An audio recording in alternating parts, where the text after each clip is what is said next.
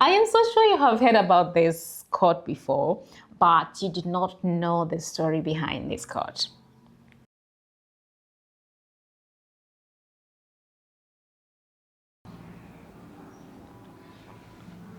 Good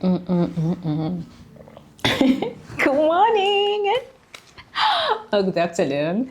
And today we are talking about Animal Farm by George Orwell. So this book is set on a farm.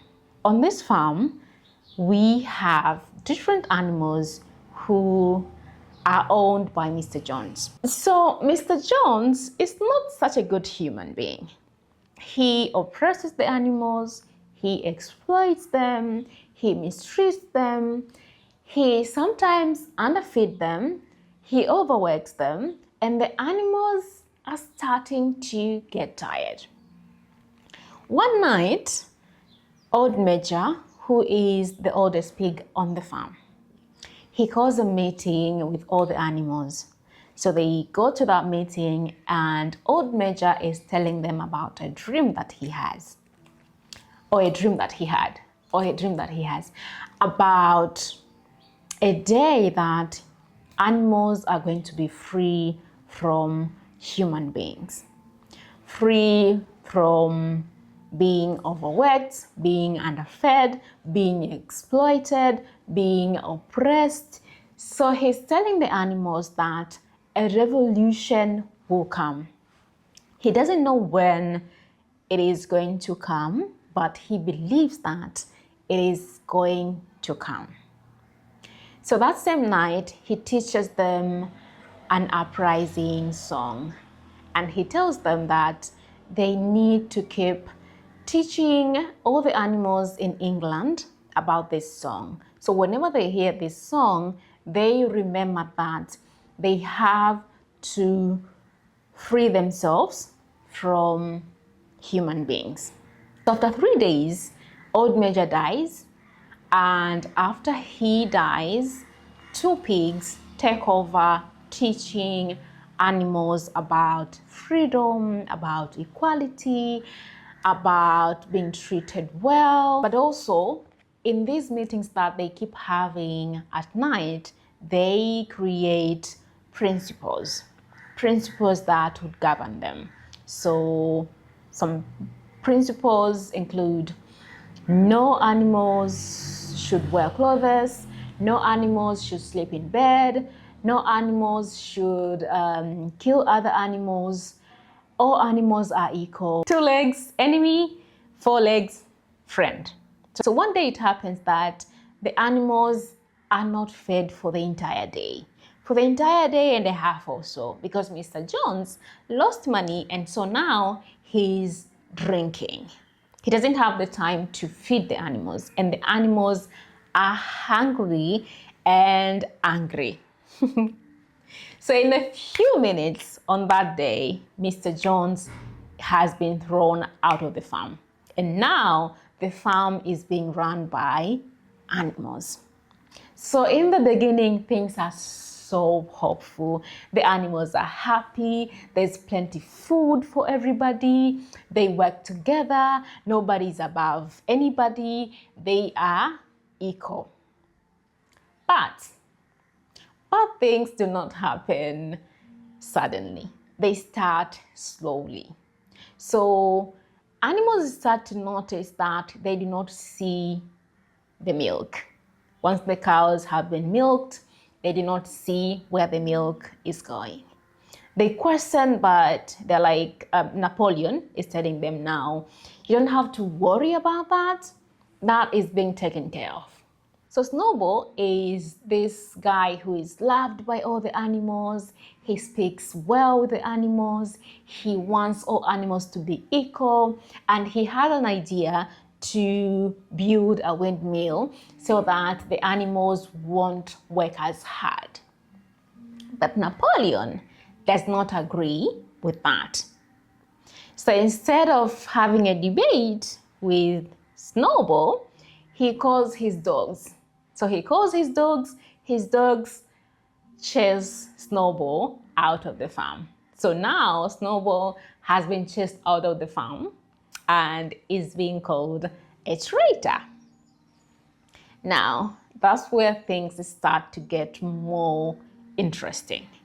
So now you have a leader who cannot be questioned, but also you have a leader who uses fear, propaganda.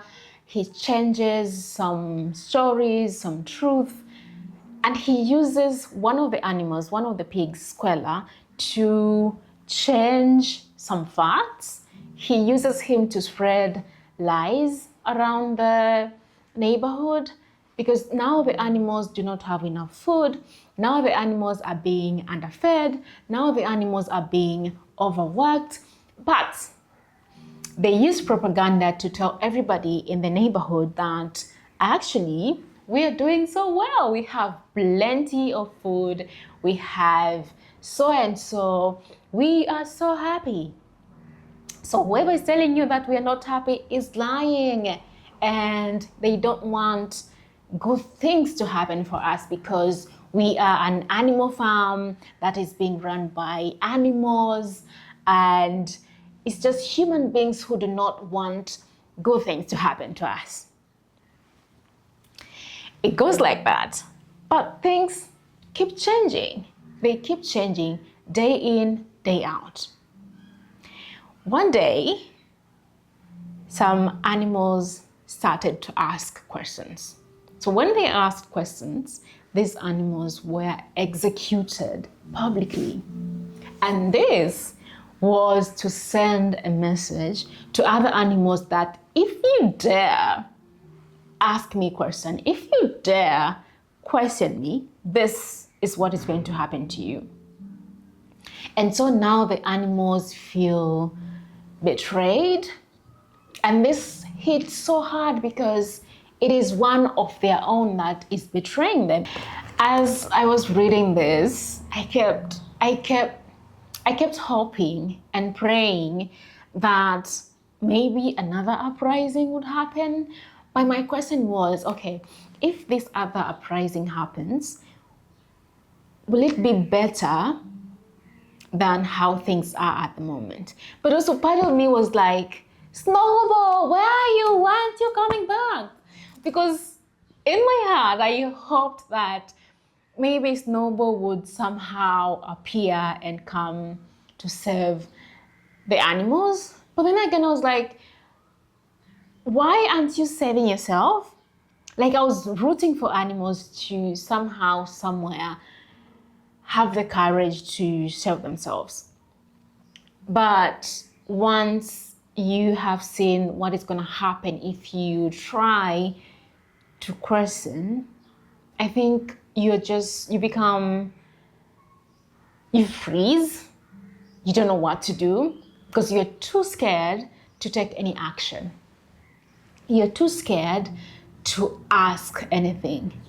You start questioning your own memory, you start questioning your own truth because you do not know at that moment what is true, what is not true. For many readers who will read this book, especially in countries where leaders use fear and propaganda to control the narrative, we'll see some familiarities.